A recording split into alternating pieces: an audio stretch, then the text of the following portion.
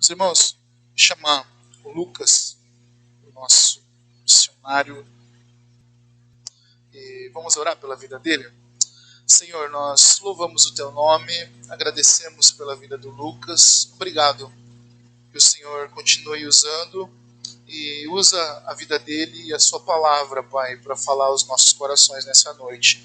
É o que eu oro e te peço em nome de Jesus. Amém, Senhor.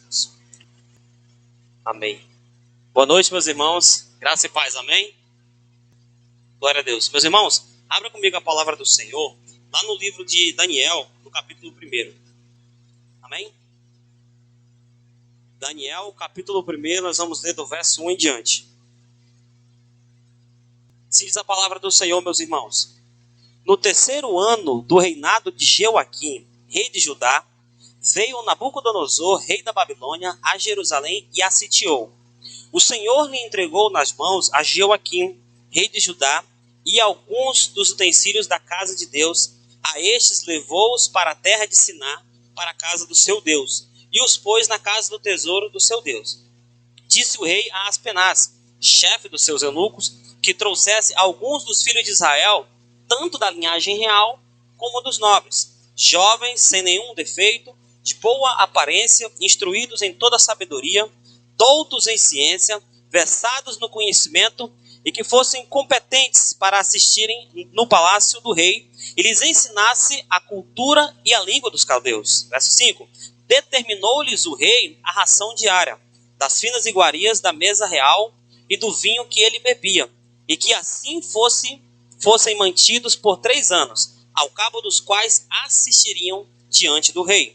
Entre eles se achavam dos filhos de Judá, Daniel, Ananias, Misael e Azarias. O chefe dos eunucos lhes pôs outros nomes, a saber, a Daniel, o de Beltesazar, a Ananias, o de Sadraque, a Misael, o de Mesaque, e a Azarias, o de Abed-nego. Verso 8. Resolveu Daniel firmemente não contaminar-se com as finas iguarias do rei, nem com o vinho que ele bebia. Então pediu ao chefe dos eunucos que lhe permitisse não contaminar-se. Ora, Deus concedeu a Daniel misericórdia e compreensão da parte do chefe dos eunucos. Amém, meus irmãos? Irmãos, vamos abrir rapidamente lá no livro de Jeremias, capítulo 25. Jeremias, capítulo 25, versos 8 e 9, tá? Jeremias 25, verso 8 e 9. Diz assim, meus irmãos, Jeremias 25, verso 8. Portanto, assim diz o Senhor dos Exércitos, visto que não escutastes as minhas palavras, eis que mandarei buscar todas as tribos do norte, diz o Senhor, como também a Nabucodonosor, rei da Babilônia, meu servo, e os trarei contra esta terra, contra os seus moradores e contra todas as nações em redor, e os destruirei totalmente, e os porei por objeto de espanto, de assobio e de ruínas perpétuas. Agora pula lá para Jeremias 29, verso 10. Jeremias 29, verso 10. Assim diz o Senhor, logo que se cumprirem para a Babilônia 70 anos, atentarei para vós outros, e cumprirei para convosco a minha boa palavra, tornando a trazer-vos para este lugar. Bem, meus irmãos, vamos usar esses 2 textos aqui paralelos como pano de fundo, para nós entendermos o que está acontecendo aqui em Daniel 1. Meus irmãos, o livro de Daniel, ele vai narrar, pelo menos nos seus 6 primeiros capítulos, como era a vida, do povo exilado na Babilônia. Em especial, obviamente, a vida de 4 jovens, Daniel, Misael, Azarias, e Ananias. Só que quem vai narrar a causa de por que eles foram parar na Babilônia, um dos profetas é o profeta Jeremias. No texto que nós lemos lá de Jeremias, capítulo 25, o texto diz claramente o porquê, ou seja, a causa. Ou seja, por que causa eles seriam, melhor dizendo, exilados na Babilônia? Por causa da desobediência. O povo havia desobedecido a Deus, tinha caído em idolatria, o povo já não honrava mais o Senhor, o povo não dava mais ouvidos aos profetas do Senhor, tá certo? O povo gostava de ouvir, né, as profecias de falsos profetas que diziam que o povo não seria exilado na Babilônia, tá certo? Então o povo tinha se afastado do Senhor e da sua palavra. E Jeremias foi um desses profetas que não era ouvido pelo povo. E aí o livro de Jeremias vai mostrar a causa de por que eles estavam na Babilônia, e a causa era única só. Era terem desonrado o nome do Senhor, né? Estavam em pecado e Deus assim os puniu, né? E o profeta Jeremias também vai profetizar o tempo que eles permaneceriam nesse exílio. Foi o texto de Jeremias capítulo 29, verso 10, que diz que seria o quê? 70 anos o tempo que eles iam ficar lá. E o texto de Daniel 9, que nós lemos aqui no meio do culto, comprova isso, né? Que Daniel viu na escritura que Jeremias tinha falado, que de fato seriam apenas 70 anos, né?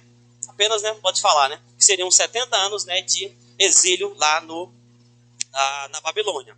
Meus irmãos, como o povo estava em pecado, e o pecado tem consequência, é um fato, Deus vai lá e pune o povo, né? E para punir o povo, né, Deus usou Nabucodonosor, né, como instrumento de punição. O texto de Jeremias, né, Jeremias se refere a Nabucodonosor como sendo o quê? Meu servo. Essa é a expressão que a Escritura usa para falar de um rei idólatra, de um rei que não honrava o Senhor. Porém, Deus estava usando ele como instrumento de punição, como instrumento de julgamento, né, na vida do seu povo, né?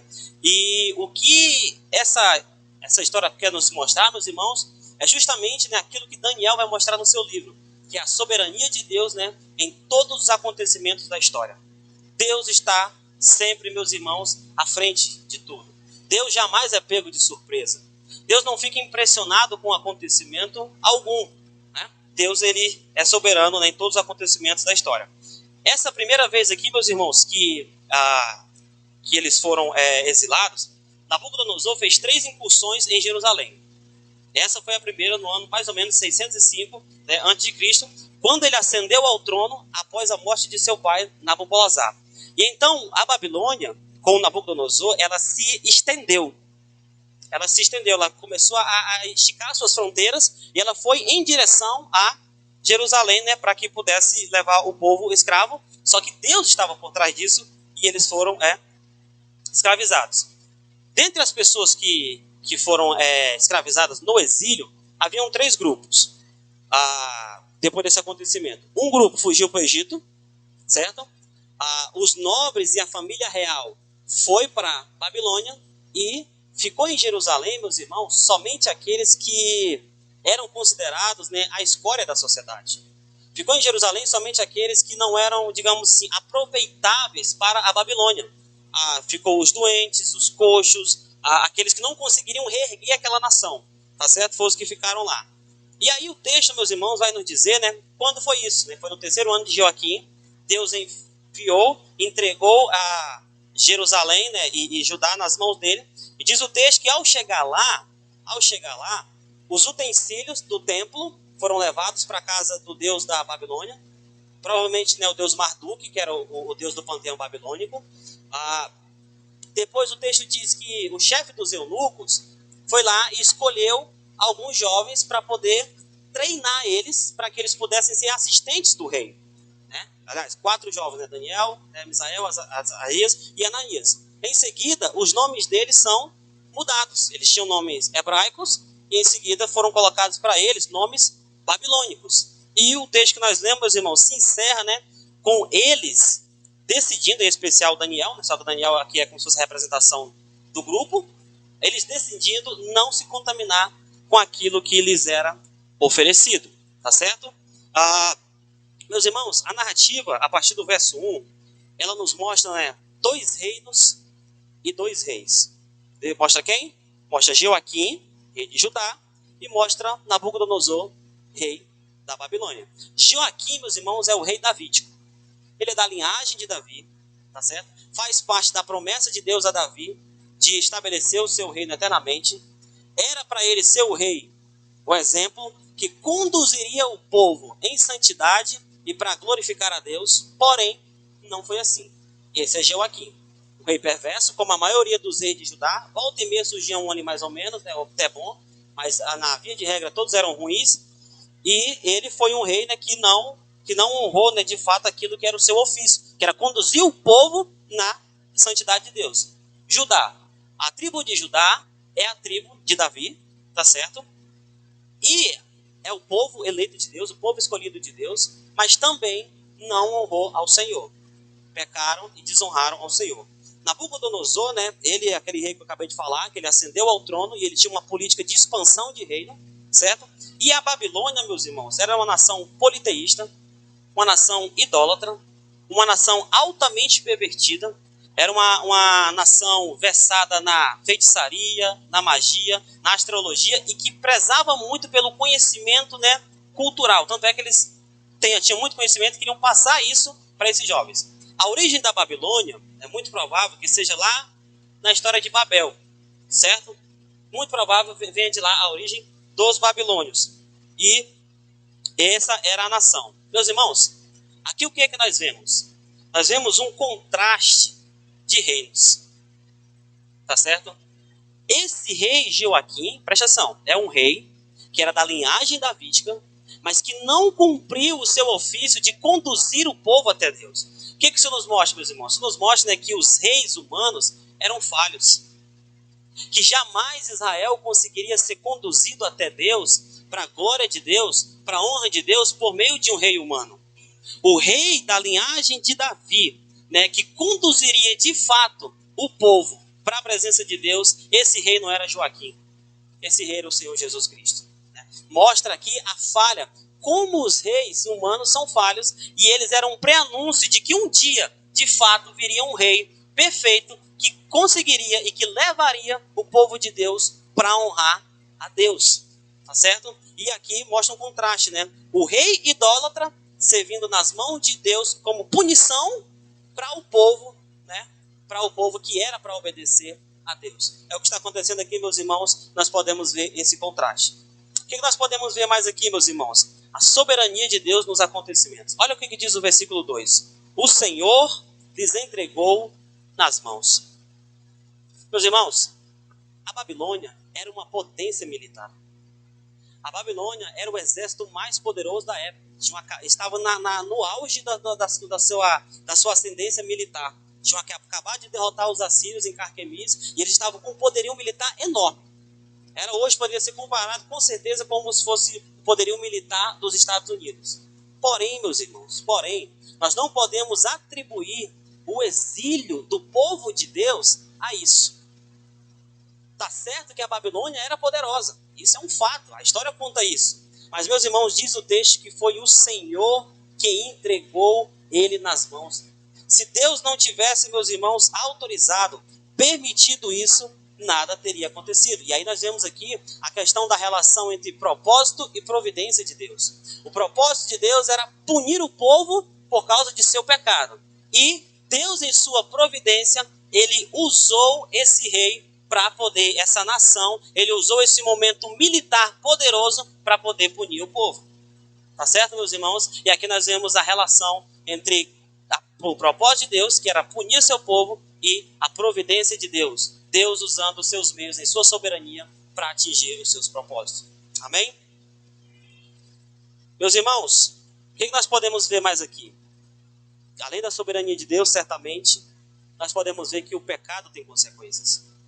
Ainda volto a falar sobre esse versículo. Diz o texto que o Senhor lhes entregou nas mãos. Meus irmãos, essa expressão, ela é uma expressão forte quando a Bíblia quer falar sobre o pecado, aliás, a ação de Deus para quando o povo peca. Essa é uma expressão tão feroz que foi inclusive a mesma expressão que Paulo usou aos romanos ao falar sobre a depravação total do homem. O que Paulo disse? Por isso, tais homens Deus o quê? Entregou. É a mesma expressão que Daniel está usando aqui. Deus entregou tais homens. Nesse caso aqui, Deus entregou nas mãos de Nabucodonosor. Né? Então, meus irmãos, o pecado tem consequências terríveis. Tá certo, né? E essa daqui, o que o texto está nos falando, que Deus entregou. Nós não estamos falando de qualquer tipo de pessoas. Estamos falando do povo de Deus. Daquele povo que Deus tinha escolhido, separado para si. Deus os entregou por causa do pecado, porque o pecado tem consequências. Uma das consequências do pecado, meus irmãos, e essa é uma expressão forte, é o desprezo do Senhor. Deus, ele tem desprezo pelo pecado. A Bíblia diz que ele é santo e ele não pode contemplar o mal. Mesmo esse daqui sendo o seu povo, né? Sendo aquele povo que Deus amou, né? Essa nação que Deus tinha escolhido como povo, como protótipo da sua igreja. Mesmo sendo esse povo, ainda assim, Deus o entregou por causa do pecado. E essa expressão quer dizer que Deus desprezou o povo. Que Deus foi lá e entregou o povo, né, nas mãos de Nabucodonosor para que sofresse as consequências do seu pecado. Um outro fato que nós podemos dizer, meus irmãos, como consequência do pecado, é o afastamento da presença divina. Porque diz o texto, né, que eles foram levados para a Babilônia. Né? E aí, meus irmãos, eles eram acostumados com Jerusalém. Jerusalém, o templo, era símbolo da presença de Deus para aquele povo. Embora eles menosprezassem esse fato, embora muitas vezes eles não ligassem para isso, mas historicamente o templo, aquela cidade, o Monte Sião, era conhecido, para eles era a representação da presença de Deus. Sendo que agora eles foram o quê? Levados para longe. E por que eles estavam longe da presença de Deus? Por causa do pecado. Tá certo, né? O pecado causa desprezo ao Senhor. E o pecado, ele afasta da presença de Deus. Tá certo? Tanto aqueles que já estão afastados por natureza, porque não se converteram, como também aos filhos de Deus que pecam. Eles são afastados da presença de Deus. Eles não sentem mais a presença de Deus por causa do pecado. Meus irmãos, o pecado desse povo teve consequências políticas. Porque note que Joaquim era o quê? Joaquim era o rei. Era uma nação escravizada pela outra. Então, teve consequências políticas, porque aquela nação, que embora fosse o povo de Deus, foi agora penalizada e estava o quê? Escravizada na Babilônia. Houve também aqui, nós podemos inferir a partir do texto, que houve também consequências até na economia. Porque Jerusalém, outrora, era uma cidade próspera. Mas se nós lermos a lamentação de Jeremias, nós vamos ver que não era mais aquilo. Nós vamos ver que a cidade estava destruída. A cidade que outrora era uma cidade produtiva e fértil, agora não ia ter mais como se reerguer. Então, meus irmãos, o que nós vemos aqui? Nós vemos que o pecado desse povo afetou em todas as esferas da sociedade. E isso, meus irmãos, é um retrato da queda do homem.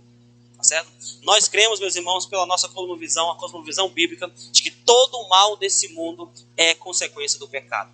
De que a queda do homem trouxe mal em todas as esferas da sociedade, seja na esfera espiritual, que é a mais importante, seja na esfera social, seja na esfera política, em todas as esferas da humanidade, o ser humano, pela sua depravação total, foi caído, foi arrancado, né?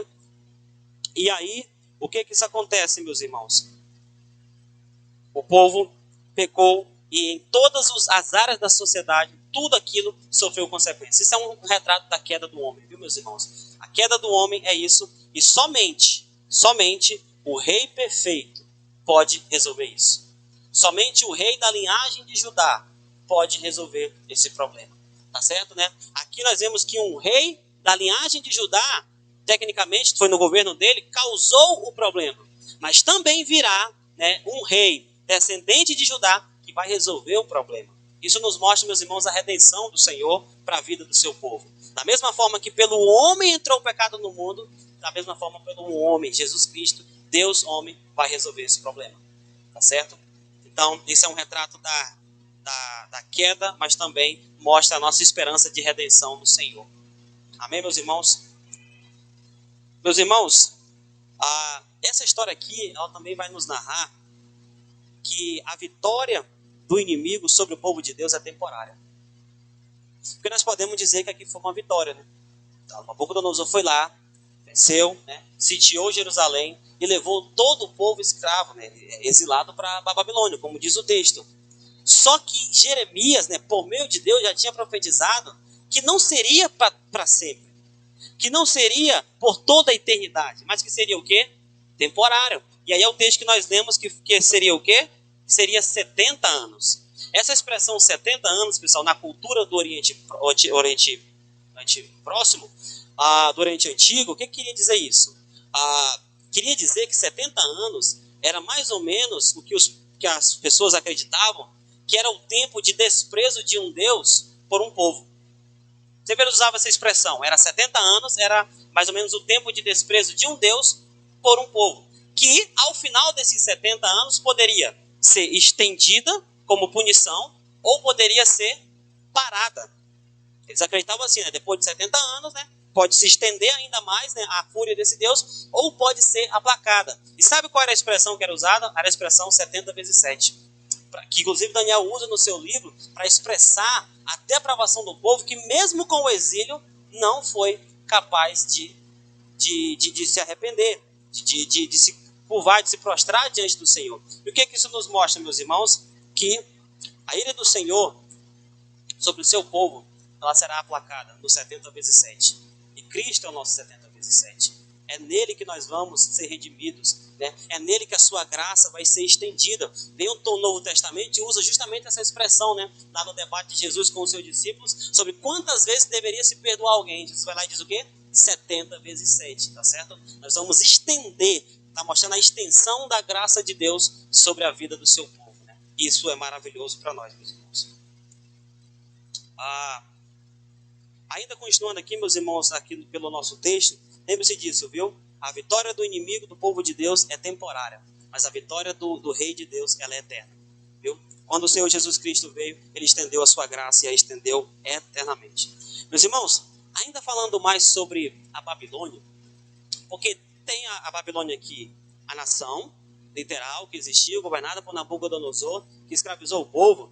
Só que esse conceito de Babilônia, ele acabou se estendendo como um sistema contrário às coisas de Deus, né? Tanto é que João, lá no Apocalipse, vai usar essa expressão de a Babilônia sempre no sentido de algo que é contrário a Deus. De algo que é contrário a Deus. Então, meus irmãos, a Babilônia, ela ainda existe. Ainda existe um sistema que é contrário àquilo que é de Deus. Tá certo, né? E eu quero continuar falando conosco aqui e nós percebermos que ainda existe essa Babilônia que tenazmente, que sempre está querendo escravizar o povo de Deus, tá certo, né? E como é que nós podemos identificar a Babilônia? Em primeiro lugar, meus irmãos, a Babilônia, ela inverte as coisas de Deus. Ela é uma inversão daquilo que Deus colocou como algo natural. Olha o versículo número 2. O Senhor entregou nas mãos a Joaquim, rei de Judá, e alguns dos utensílios da casa de Deus. A estes levou-os para a terra de Siná, para a casa do seu Deus, e os pôs na casa do tesouro do seu Deus. Meus irmãos, nós podemos ver essa inversão já nos utensílios. Esses utensílios aqui estavam onde? Na casa do Deus único e verdadeiro. Esses utensílios estavam, né, a serviço da glória do Deus de Israel. E eles eram uma expressão tanto da glória de Deus com o templo, como também da prosperidade que Deus tinha dado para o povo. E agora ele estava onde? A serviço de um Deus pagão. A Babilônia faz isso, meus irmãos. O sistema babilônico que ainda opera, ele inverte a ordem natural daquilo que Deus colocou. Aquilo que Deus colocou como algo para a sua glória, a Babilônia vem e tenta profanar isso, como fez aqui no texto, né? Um outro momento que nós podemos ver a Babilônia invertendo as coisas de Deus, também está no nome dos hebreus. Vamos lá. Versículo 6. Entre eles se achavam, dos filhos de Judá, Daniel, Ananias, Misael e Azarias. Meus irmãos, o nome é uma coisa especial para todo mundo, certo? Os pais, quando vão ter um filho, né, é aquele debate, qual vai ser o nome do nosso filho e tal, tudo mais, né? E o nome é especial. Se você acha o nome especial de uma pessoa, para nós, para os hebreus era muito mais. O nome da pessoa, para um hebreu, pessoal, era a sua identidade como povo de Deus, né? Tanto é que todos os nomes hebraicos eles têm um significado maravilhoso. Jesus, o Salvador do mundo, né? E por aí vai. Nesses rapazes aqui não é diferente. Desses rapazes aqui tem dois que têm um nome especial, que é Daniel e Misael.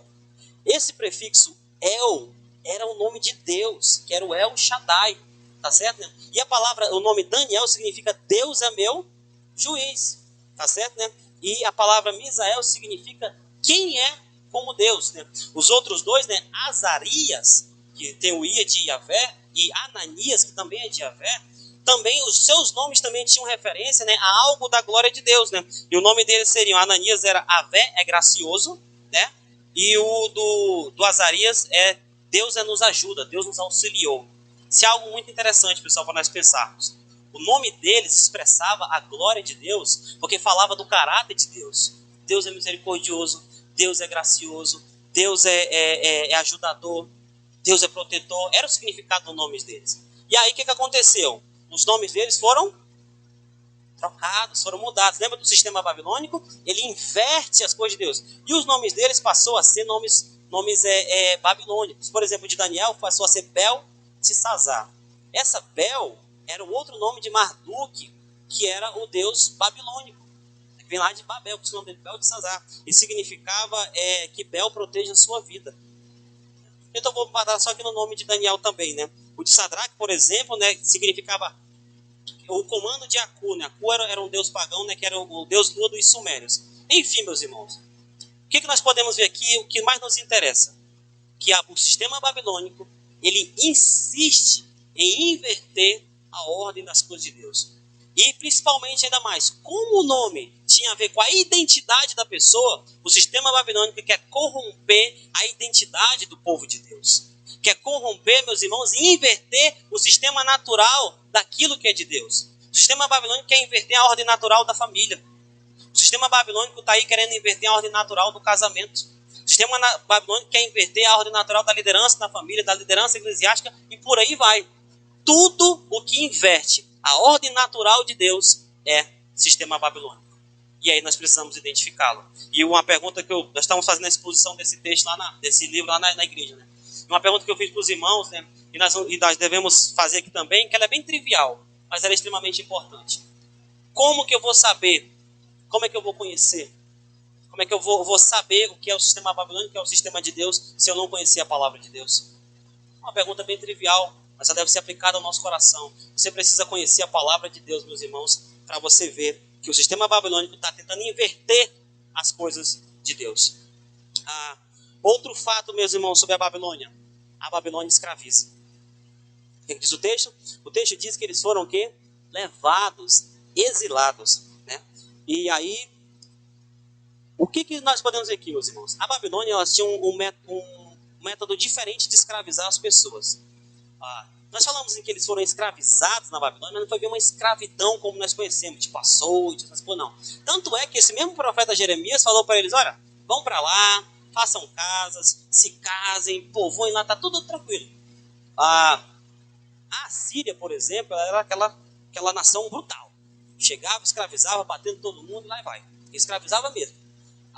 O governo persa, ele era diferente. O governo persa, tanto é que o persa que vai liberar eles para ir para Jerusalém, eles não, fica na tua terra, produz, mas só paga imposto para mim. A Babilônia tinha um sistema diferente. Ela levava para sua terra e lá ela escravizava, mas ela não escravizava fisicamente. Também tinha as suas punições, obviamente, mas ela escravizava intelectualmente, meus irmãos.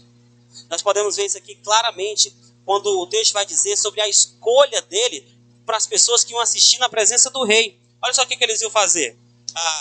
Versículo 4, meus irmãos. A partir do versículo 3. Né? Disse o rei a Aspenaz, chefe dos seus eunucos, que trouxesse alguns dos filhos de Israel, tanto da linhagem real como dos nobres, jovens sem nenhum defeito, de boa aparência, instruídos em toda a sabedoria, doutos em ciência, versados no conhecimento e que fossem competentes para assistirem no palácio do rei e lhes ensinasse a cultura e a língua dos caldeus. Meus irmãos, eles queriam treinar esses jovens. Eles queriam colocar a sua cultura e aquilo que eles acreditavam neles. E uma das estratégias era mudando o seu nome, tentando mudar a sua identidade. E aí, como é que eles faziam? Eles escolheram só da linhagem real, pessoal nobre, pessoal competente, que tinha conhecimento. Ou seja, eles escolheram com preceitos humanos. E aí eles também tinham algumas propostas, né? Que é aquilo que nós chamamos de a sedução deles. Eles ofereceram o quê? Eles ofereceram conhecimento, porque diz o texto que eles iam ensinar a cultura e a língua dos caldeus, para doutriná-los dentro da sua cultura. E aqui é importante abrir um parênteses, meus irmãos. Conhecimento não é nenhum problema. Não é nenhum problema. Nós devemos conhecer cada vez mais e nos instruir para nós estarmos atentos. Porém, meus irmãos, conhecimento precisa ser provido de piedade.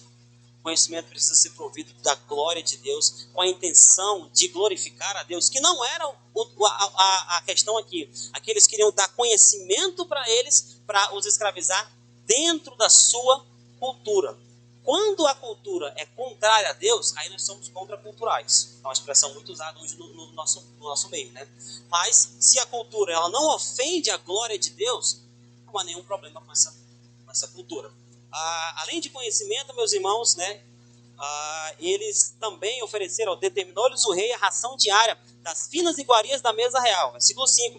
Eles estavam seduzindo eles, né? Com comida fina, com a melhor comida que tinha ali na Babilônia, né? E aí eu até fiz essa brincadeira, eu vou fazer aqui, espero que os irmãos não fiquem com raiva de mim, mas parece até propaganda política, né? Oferecendo comida fina para depois escravizar o povo. Estavam fazendo isso aqui lá na Babilônia também se usava dessa estratégia, e mais ainda, meus irmãos, uma outra sedução era o status social, porque depois de 3 anos eles estariam aonde? Assistindo do lado do rei. Meus irmãos, nós estamos falando da maior escola da época. Nós estamos falando aqui da Harvard da época. Os babilônios eram extremamente, meus irmãos, versados no conhecimento, né, e na tecnologia da época. Nessa época que a Babilônia já tinha jardins suspensos. Tá certo?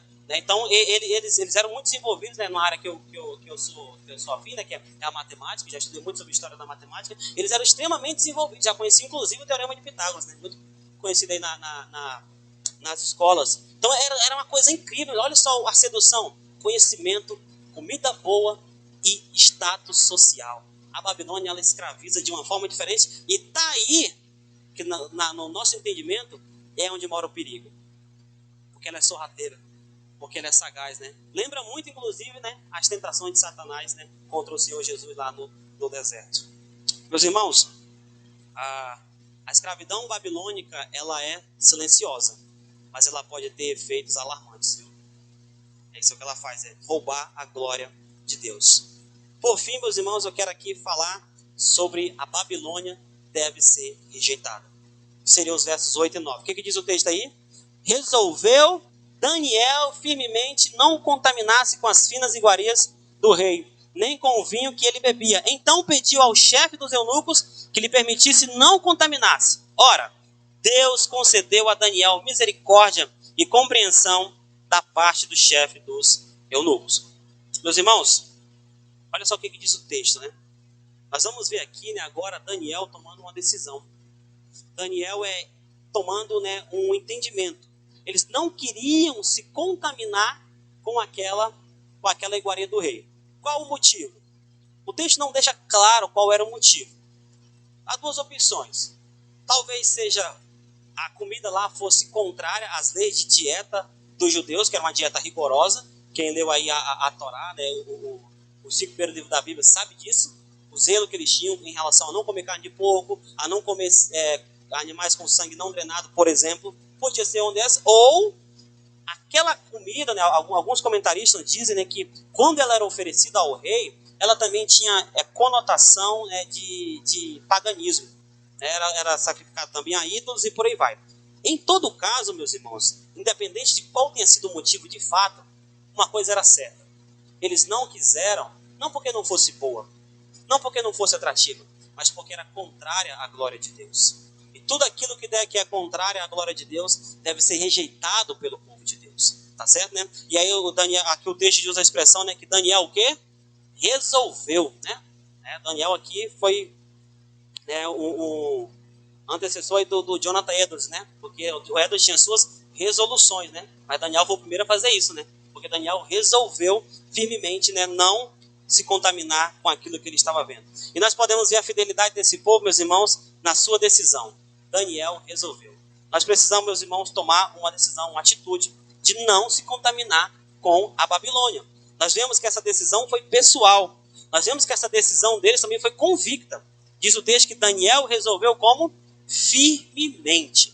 Essa expressão firmemente, pessoal, não é só uma expressão assim de negócio de fazer birra, não. Essa expressão firmemente, ela está associada às consequências daquilo que ele estava falando, daquilo que ele estava decidindo. Em outras palavras, ele resolveu a tal ponto de que, embora custasse a sua vida, ele continuaria mantendo a sua convicção. E isso fica provado em Daniel capítulo 6, quando ele vai para a cova do leão. em obediência à palavra de Deus. Tá certo? Então, esse firmemente aqui era independente de. Ou seja, qual que seja a consequência, ele queria honrar a Deus. Tá certo? E o rei já tinha determinado a sua ração diária, a sua comida diária. Né? Isso nos lembra os discípulos, né, lá de Atos 4. Né? O que eles disseram? Mais nos importa obedecer a Deus do que aos homens. Nós estamos aqui, meus irmãos, diante de um conflito que nós temos todos os dias. Obediência à lei dos homens ou obediência a Deus? Aí nós ficamos com o que os discípulos falaram, né? Tudo aquilo que é contrário à glória de Deus, nós não obedeceremos. Porque mais nos importa obedecer a Deus do que aos homens. Essa é a questão da expressão firmemente. Então nós vemos a fidelidade deles na sua decisão. Resolveu Daniel firmemente não se contaminar. Mas nós também vemos, meus irmãos, a fidelidade deles subordinada à soberania de Deus. Porque diz o versículo 9, olha só que maravilha, né? Ora, Deus o quê? Concedeu. Meus irmãos, olha só que maravilha aqui que nós podemos ver, né? Nós jamais, meus irmãos, podemos atrelar nada, né, que não seja a soberania de Deus. O cativeiro foi Deus que entregou, tá certo, né? E aqui a fidelidade deles em não se contaminar, o que diz o texto? Que Deus concedeu a eles o quê? Misericórdia e compreensão da parte do chefe dos eunucos. Vamos lá. Propósito e providência de novo. Propósito de Deus, manter o seu povo fiel num ambiente hostil. E a sua providência, Deus moveu o coração de um homem idólatra para poder abençoar o seu povo.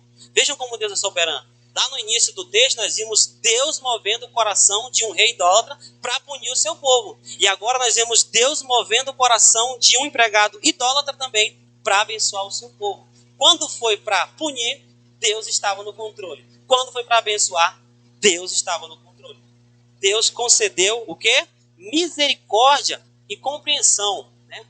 E o que dizia um dos nomes dos hebreus? A fé ajudou. O Senhor ajudou aqui. Né? Um outro nos nomes dele, a expressão de Misael, significa a fé é gracioso.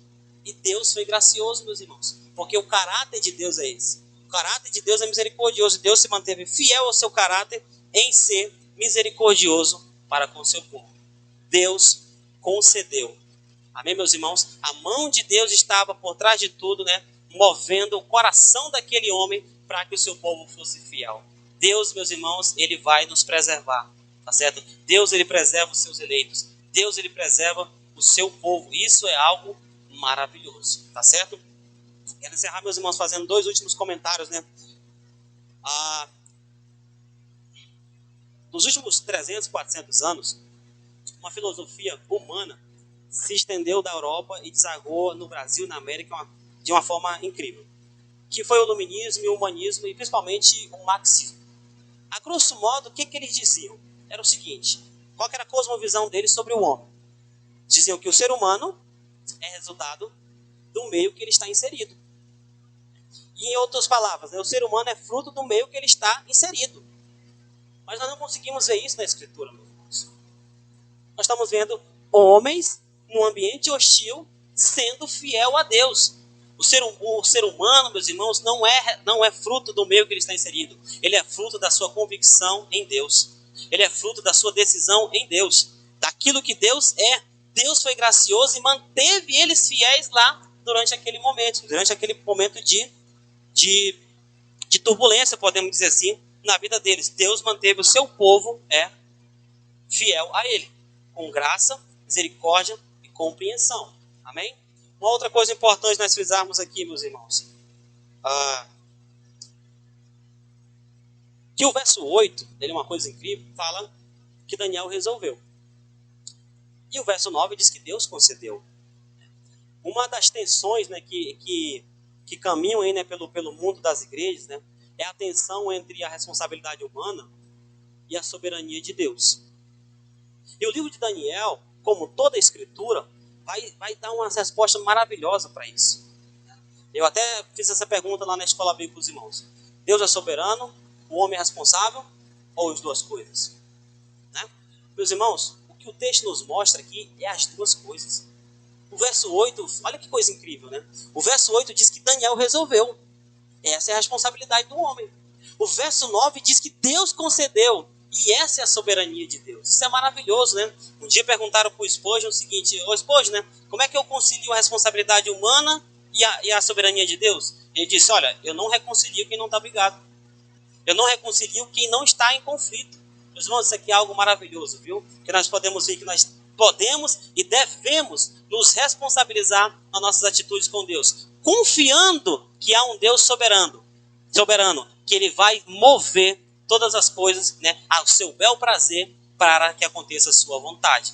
Então, o que nós vimos lá no começo? No cativeiro, Deus entregou. Aqui na fidelidade desses homens, Deus concedeu. Do cativeiro, a integridade, Deus é soberano, viu? Viva a sua vida confiando nessa verdade, viu? E resolva não se contaminar com a Babilônia. Deus abençoe, meus irmãos. Muito obrigado pela paciência.